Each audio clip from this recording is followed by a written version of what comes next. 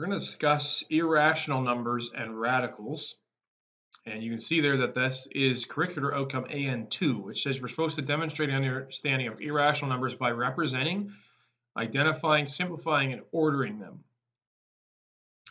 So in order to understand them, you have to remember your number systems, and you should remember these, at least some of them, from before. The natural numbers, you'll notice, are the smallest group of numbers that are possible. So they start here, okay? And they are just 1, 2, 3, 4, 5, 6. Then you get whole numbers. They include 0 plus all the natural numbers. So 0, 1, 2, 3, and so on.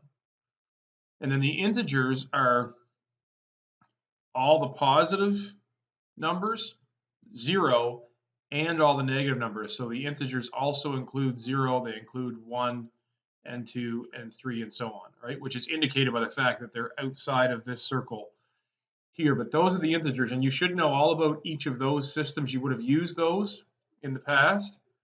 Then we get into rational numbers, which you would have done a little bit with before in terms of fractions. Okay, so basically a rational number is a number that can be written as a fraction. So it's a truncated decimal, a repeating decimal, or a fraction. Okay. And up to this point, those are all the numbers that you've worked with. So we've not really talked about anything over here, but these are a new set of numbers that are called the irrational numbers.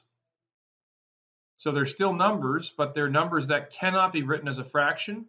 They're numbers that cannot be a repeating decimal then, or a truncated decimal, and they can't be whole numbers like 0, 1, 2, 3, or integers like -1, -2, -3.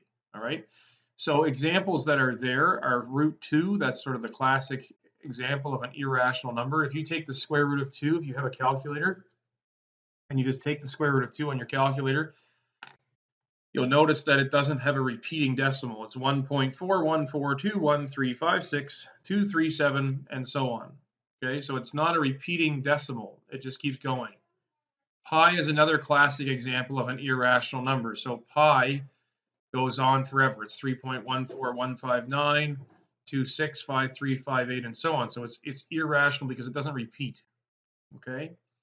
So what we want to think about in terms of being able to work with irrational numbers is we need to be able to classify them. First of all, we need to be able to identify them. So you notice up here, we're supposed to be able to represent and identify them first. Okay. So to do that, we're going to look at some examples. Okay, now most irrational numbers, when you look at an irrational number, most of them are written as a radical. They're a root of some sort. And a radical, you're used to square roots probably because you've done Pythagorean theorem and those things. So if I asked you what the square root of 4 was, you could probably say that it was 2 and you would know that. Or the square root of 16 is 4 because 4 squared is 16. So you're used to square roots, but actually radicals can consist of any index, all right, this little n. And what it looks like is I could ask you, for example, what's the cube root of 8? Okay, which is different than the square root. Now we're taking a cube root, means we need to find something cubed that gives me 8. So 8 is 2 cubed, so the cube root of 8 is 2. So you can have any index. You can have a 4 in there, you can have a 5 in there, you can have any kind of root in there that you want. And then underneath that root, you can also have what is called, in terms of a mathematical term, the radicand, but it's any number in there. So you can have a square root. If you have a square root, what you're probably not used to is the number, the index, because when you write a square root, you notice we don't actually write a 2 in here, although we could. It would be technically correct. Okay, but we don't generally. So the basic one, the square root, doesn't have a number, but everything else does.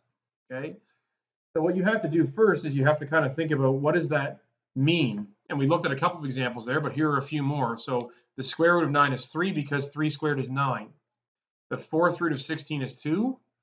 How come? Well, it's because 2 to the fourth is 16. And the same thing with the cube root of 64. The cube root of 64 is 4 because 4 cubed is 64. So you're going to try to find some of these. And the thing with irrational numbers in particular is that they're not nice. So the fourth root of 16 and the cube root of 64 work nicely, but not all of them do. And that's what we're saying is when you look at an irrational number, often the irrational number is a square root, but it's the square root of a number that's not a perfect square. Or it's a cube root, but it's a cube root of a number that's not a perfect cube. Okay? So if we look at a few examples, you want to be able to use your calculator to find this. So I'm going to show you how to do that. There's a couple of different types of calculators. There's my just computer calculator, okay, which we have here. In that instance, this doesn't actually have, it has a square root button. It doesn't have any other power button on it, okay? You're looking for a square root symbol like that, but it looks a little bit different. So I'm going to open up a different calculator that does have the button that I'm talking about. And while we wait for that to do that, you're going to be looking for a number on your calculator. I would encourage you to do either it'll have maybe an X, Y button like this, or you might see a little blank and then an X like that. It's usually above the square root button. So if you're looking for it, it's probably just above the square root button. You might have to hit second function or shift. Okay, so you want a calculator to do that. Now, you don't need a calculator for some of these. The square root of 36, you should recognize as 6. The cube root of 8, you may recognize that 2 cubed is 8, so that's 2. The fourth root of 10,000 is 10, okay, because 10 to the fourth is 10,000. It's 1 followed by 4 zeros. And then the fifth root of minus 32 is minus 2, okay? So if you look at this, in terms of a calculator, now that this is loaded, you can see on my calculator, it's this N root button right here. Now this is a little bit different than just a normal scientific calculator, but you'll see it's right here. So if I hit Control and hit that button, then I can put in the cube root of 8, for example, that I just did there, and it gives me 2. Sometimes in some calculators, you have to hit the index first. So if you want the third root, you'd have to hit 3 and then hit this button. So in other words, instead of it being up here, like it is on my calculator, it's just in front. Okay, so you may have to do that on your calculator, but figure out how your calculator works by finding out what's the cube root of 8. It should give you 2, okay? And then if we jump back here, the fourth root of 10,000, I do the same thing. So I go the fourth root, and then I put in 10,000, and it gives me 10. And then the fifth root of minus 32 is minus 2.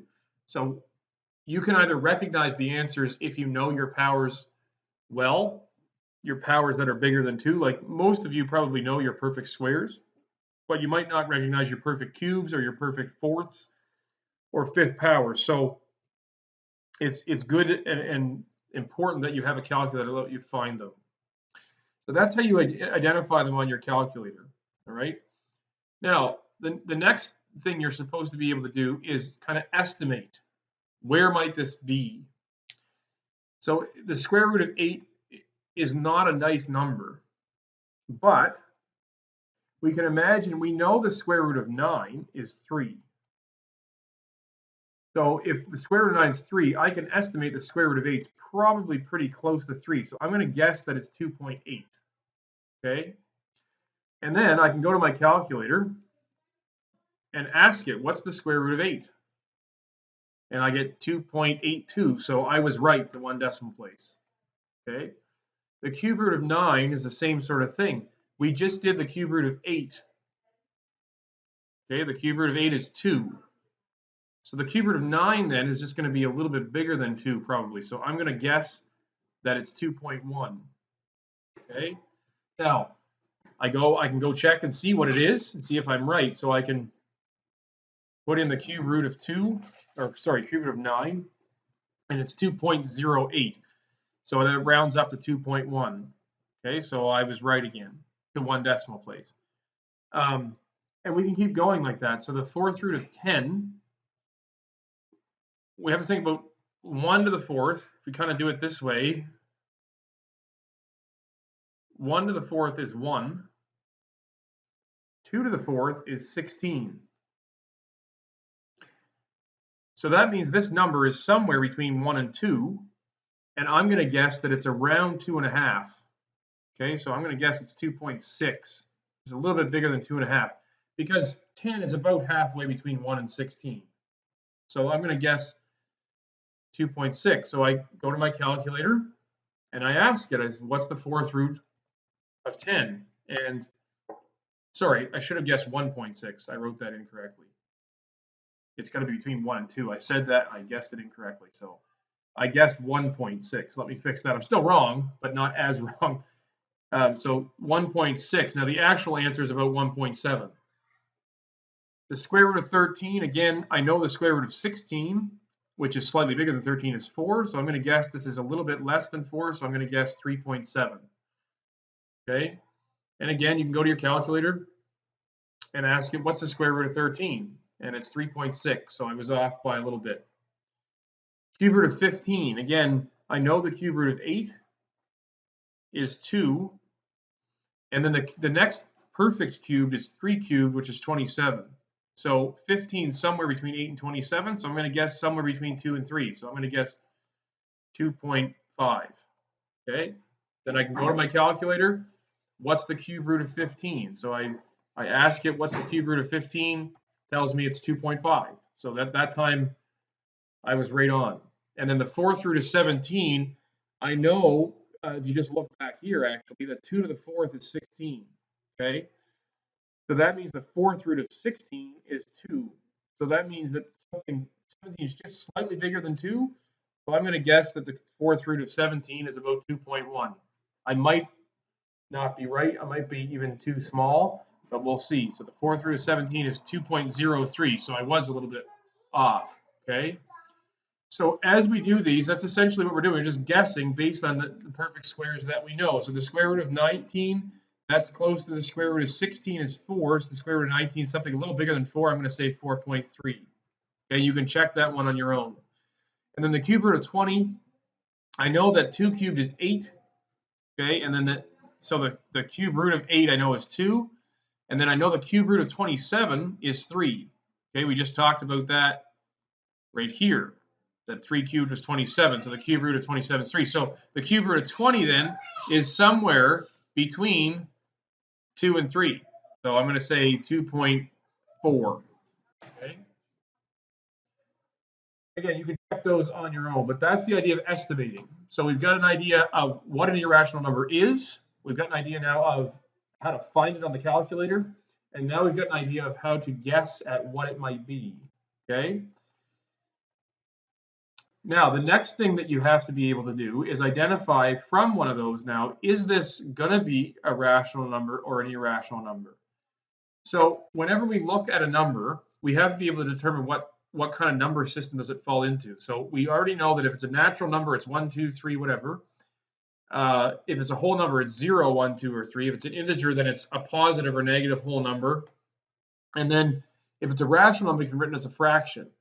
So basically, any number that's a fraction, when we look at it, or a whole number, or an integer, or a truncated decimal, or a repeating decimal, we automatically know it's rational. It's not an irrational number. So the only thing we really have to look at are these radicals that we've been looking at, and we have to determine from the radical, is this going to be irrational or not? Okay, now, the way that we do that is we look at something like this, for example.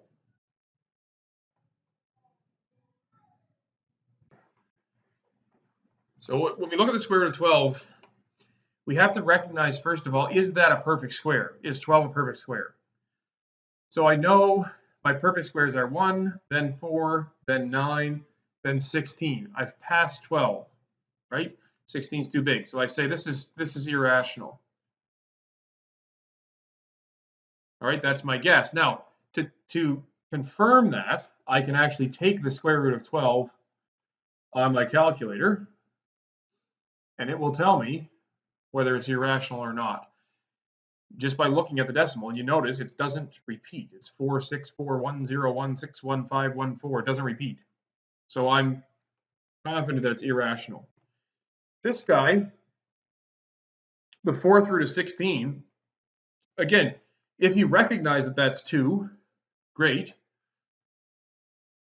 because we did use it before. But if you don't, it's still rational if you just take your calculator and type it in. So if you ask it to do the 4th root of 16, you will get 2. Well, 2 is a natural number. So that means that this is going to be a rational value.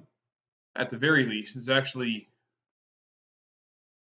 even smaller than that, as a natural number. All right, now the next one is the cube root of minus 100. So as soon as I see that, I'm gonna guess that it's irrational, because 100 is not a perfect cube. It's 10 squared, but it's nothing cubed. So I kind of guess that it's irrational, but to confirm, again, we're gonna type it into our calculator. You're probably a little weirded out by the fact that there's a negative underneath a square root sign, because you've always been told you can't take the negative of the square root. Just remember, this isn't just a square root. It's not a square root at all. In fact, it's now a cube root. And you can take the cube root of negative numbers, because the cube root doesn't have a problem with the sign.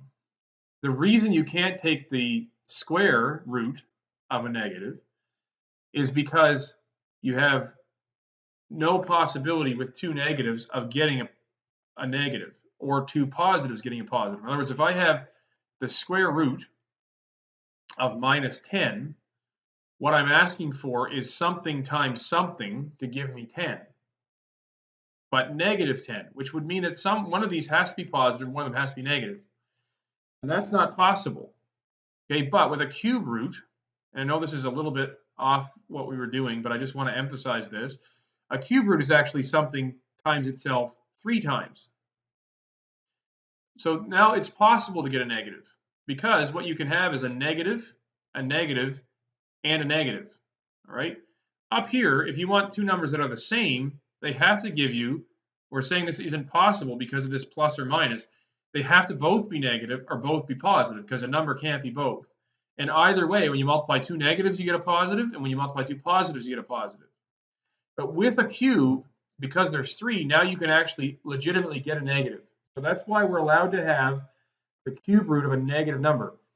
And as a general principle, if the index of the radical is an odd number, so it's 1, 3, 5, 7, 9, you can have a negative. It will work. If it's an even number, you can't. Okay? Now, I know that was a little bit of an aside, but I just wanted to make sure you understood that, okay, because it is important.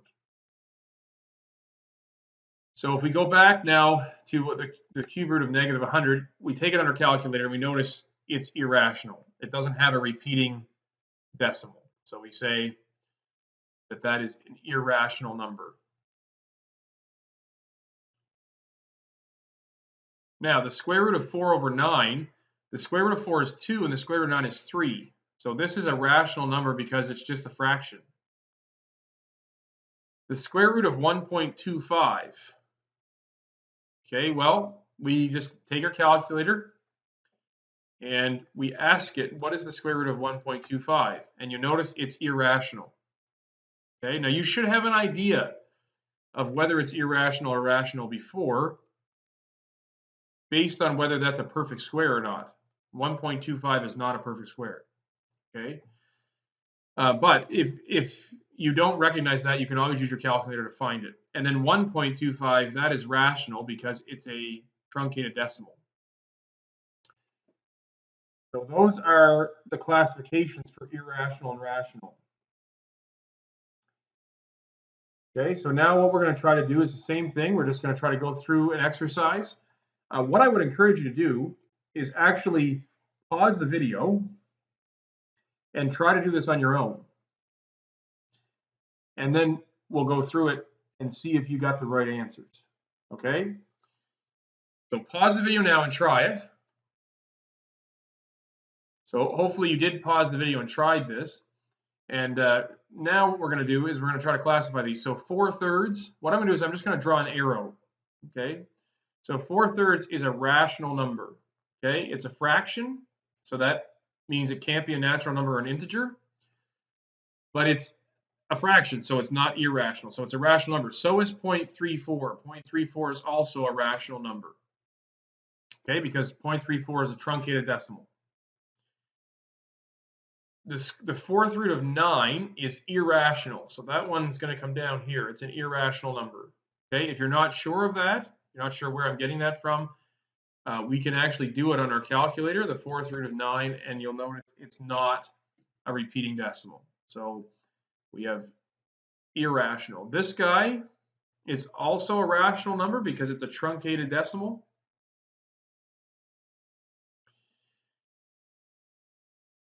Okay, now the cube root of 27 is actually 3. So that is a natural number, okay, which is then therefore by default also an integer. Okay, and 7, I'm just going to tack it onto here because 7 is also a natural number and therefore also an integer. Okay, so that's how we classify them. All right, now these are questions from the textbook, so we're just going to go through some of them as examples. I'm not sure if you have access to the textbook yet, but it is accessible online, or your teacher may have actually posted questions for you to look at, like the pictures of the textbook. But the question says, why are square root of 49 and the fourth root of 16 rational numbers? And the reason they're rational is because they actually work out to whole numbers. So the square root of 49 is 7, and the fourth root of 16 is 2. So they're not, it's a different representation, but they're actually representing whole numbers. So that's why they're rational. The square root of 21 and the cube root of 36 are not representing whole numbers. They're not perfect squares or perfect cubes. So that's why they're irrational. Okay. So the next question says, sketch a diagram to represent the set of rational numbers and the set of irrational numbers. So I'm just going to say rational ones I'm going to put over here, and irrational I'm going to put over here.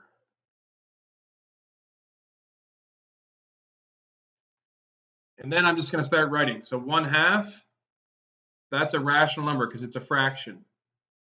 Negative root 3, that's not a nice number, so it's irrational. The square root of 4 is 2, so it's going to go here. The fourth root of 5 is irrational. Again, you can check that on your calculator. Minus 7/6, that's a fraction, so it's rational.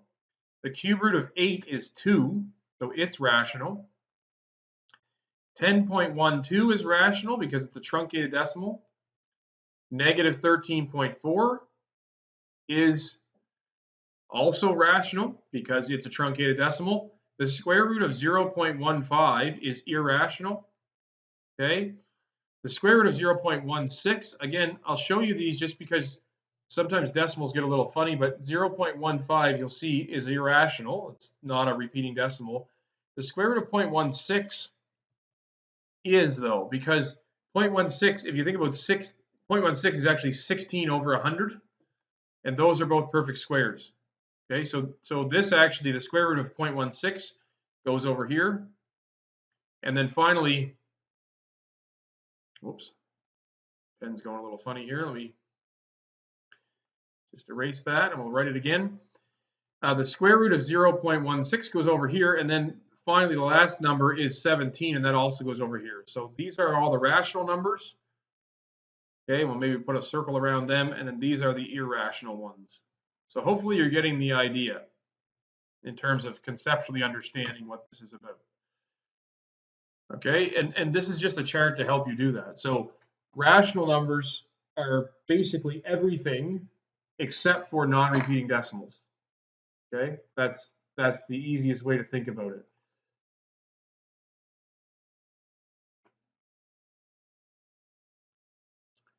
So the next part of this just says this is number 9 from the same thing. It just asks you to put these on a number line. So the square root of 5, well, I don't know exactly what the square root of 5 is, but I know that the square root of 5 is going to be somewhere between 2 and 3. So if I go 0, 1,